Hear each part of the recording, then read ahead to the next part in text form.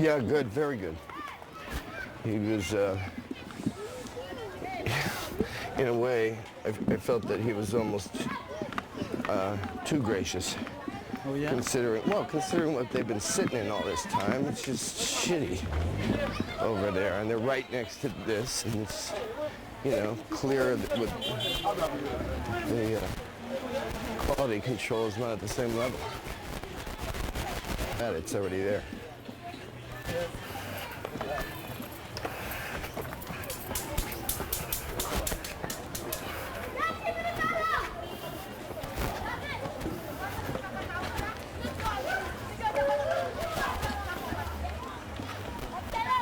Sean, can you explain me where we are now? Yeah, so we've left, this is what they call Terrain de Golf, or the Pétionville Club camp, the golf course that became the de facto camp. And then this is where some of the wall went down in the earthquake. And this is a property that's owned by a separate private owner. And that was settled on also in an additional camp that became an expansion of the Pétionville Club camp. And there's about 1,000 families here.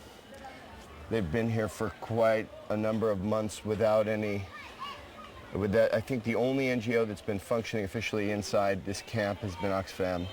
And we've just accepted to take because our capacity has grown enough to take it on as camp managers. So we're now going to take management of this camp, which basically again means to advocate on behalf of it, to coordinate with other NGOs, encourage their participation here. You'll see the difference between the way that the drainage canals and so on. Here we're at a messy spot, which is the backup to Bulos. But as you go down, we have drainage systems that have been designed by engineers and so on and so forth. This camp hasn't had any of that. It's got no lights in it.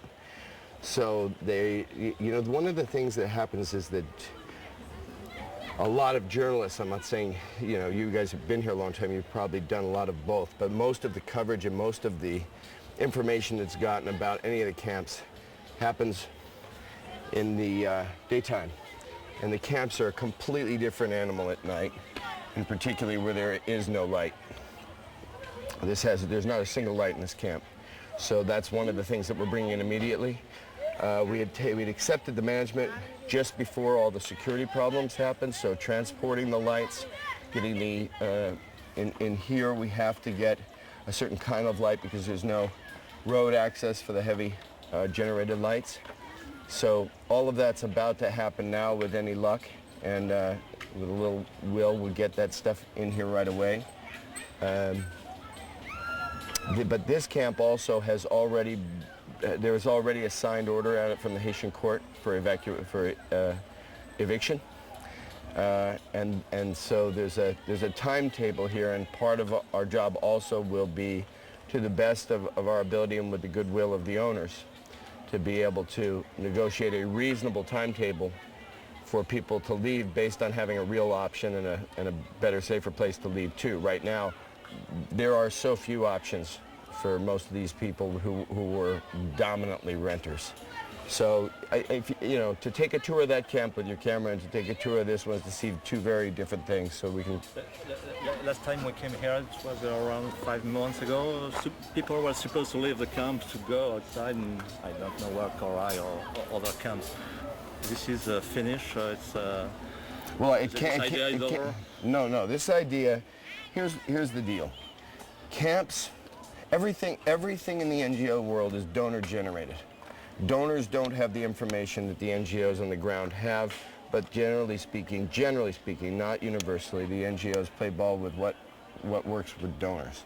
Camps appear static and are therefore not, and there's nothing sustainable about them. They're highly vulnerable, highly unsanitary, so they don't look good to donors. It looks like you're basically facilitating the problem by advocating on behalf of those who live in camps at this time. In fact, when you look at the resources available for an alternative for the people in the camps, I think it's about a total of 7,000 temporary shelters that have gone up in the Port-au-Prince.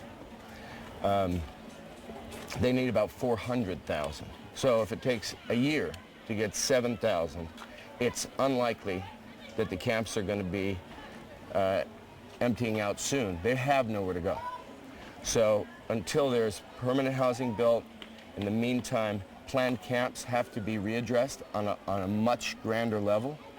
The planned camp at Karai, for example, that was originally the promise that the people who moved there had included temporary shelters that were hurricane resistant. That happened not at all for a long time, and then much too little, much too late.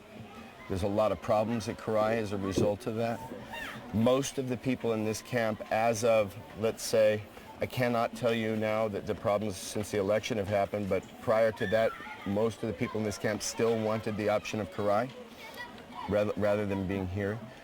The planned camp, at the very least, offers more sanitary conditions. And you know, with planning, especially better planning than has been, maybe with some of the lessons learned. Well, I think that to say that the planned camp or the advocacy and coordination in camps like these, that those are passé, is basically to give a single finger wave to the people here. In the fact, people is getting here for a permanent occupation of this area. No, that's not the idea. This is not a good place for anybody to live. Whether even if you put T-shelters up for every tent, it would not be a good. You still have, you know, every engineer that we've had come through here will tell us that we have terrible problems with flood, mudslide, and not to mention, I'm sure that the property owners would prefer that happen. But no, and the people don't want to be in the camps. There are people who are finding that they have more services available in the camps than they might have even had in their old neighborhoods. There's a percentage of all of that.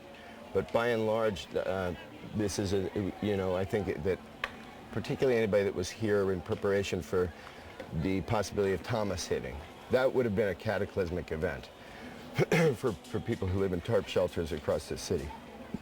And so that's really the wake-up call. That, spread of disease, if you have security problems, for example, we're talking about if you don't have the clean water coming in, the chances of the spread of disease are much, much higher.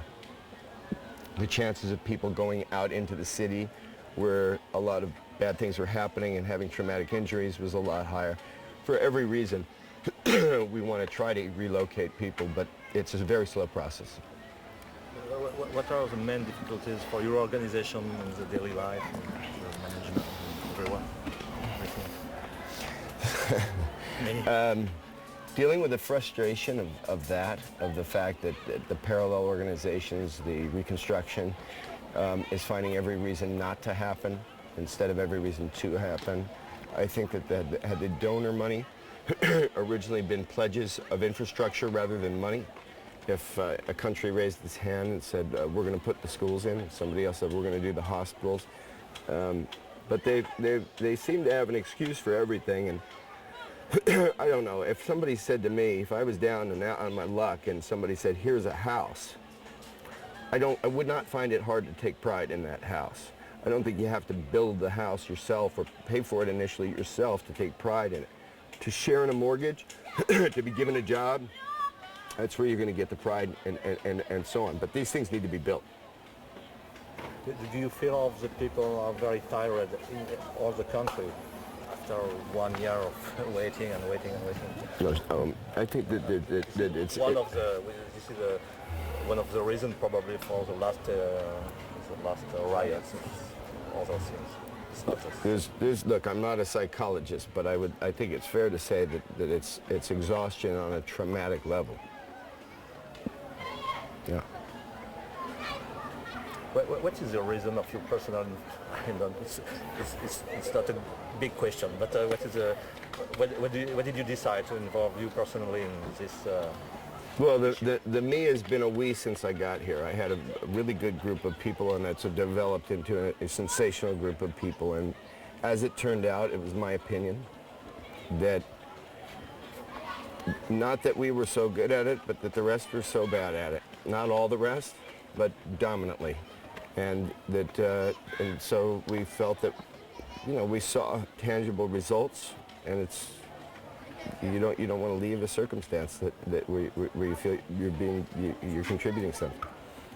Many organizations are working in Haiti with sometimes success and sometimes not. Do you, in your opinion, are you making a very useful job for the country? We're still in a house of cards. There's no question that at any time one of our doctors saves a life, which happens on a daily basis, delivers a baby, which happens on a daily basis, that those things are in the immediate sense of vital importance, and that they are very real and tangible contributions. But if you're going to talk in terms of the sustainability of our impact or any other organization's impact on Haiti, I don't think there's any organization that can collect the success that way yet. There are things that we're trying to do proactively while being camp managers. For example, we did one of the largest rubble removal projects in Delmas 32 and started working with another organization, UN Ops, and getting temporary shelters for people identified in this camp with that neighborhood. Try to bring schools and clinics into the neighborhood. Ultimately, jobs are going to be such a key part of that. But no, there's no broad scope success. There's a lot of deep personal success, but not. I think it would be fraudulent to say that this has been a successful aid effort. What is the first emergency for the country, not for the camp especially, but for the country? Well, I think the first emergency of any country is that it has its own identity and that it's healthy and safe. So right now I think that world attention and in-depth attention to what otherwise is reported as a suspicious election. I think that those who are going to serve the Haitian people have nothing to hide, and the world community of journalists should be here looking under every rock and telling the world exactly what's going on with that election. That would expedite the moment in time where security is possible. In the meantime, there is an epidemic, and 1.2 million in this kind of vulnerable position in these shelters. And so it all has to happen at the same time. I think that one of the biggest mistakes in the relief world is when you separate emergency relief from reconstruction and economic development and future sustainable programs. It all has to happen. You don't maintain a moral compass without getting the kid out of the way of the truck coming down the street, even if you've only got a sidewalk to put him on. But so that can't be dismissed. But at the same time, we need, we can make this as livable as possible. We can make a better situation out of a terrible situation. And we can help identify the areas where these people could be relocated that are safe. But we can't build all the homes that they've got to get into. We can't bring in all the businesses and all the jobs. We need those organizations who've been mandated, those countries who've made that pledge to follow through and do those things. And we need the government of Haiti to have a sustainable government structure itself. And it will, because you see that, that it's the reason I think that people, the same reason for the failure of aid in Haiti, I think, is the reason for the success. People are very connected to the strength and resilience of Haitian people, and it's just about redefining the dynamic. And I think that the first way to redefine it is for emergency relief and more sustainable future things to work hand in hand. Thank you. Mm-hmm.